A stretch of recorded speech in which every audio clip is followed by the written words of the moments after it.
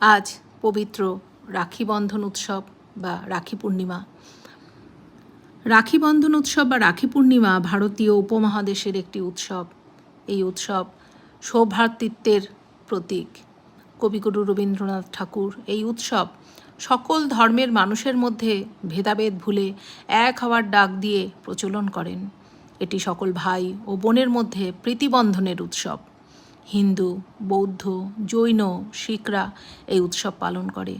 এই দিন দিদি বা বোনেরা তাদের ভাই বা দাদার হাতে রাখি নামে একটি পবিত্র সুতো বেঁধে দেয়।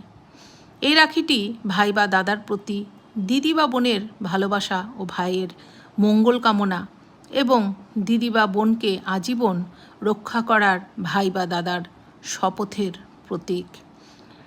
হিন্দু পঞ্জিকা অনুসারে শ্রাবণ মাসের পূর্ণিমা তিথিতে এই উৎসব উদযাপিত হয়।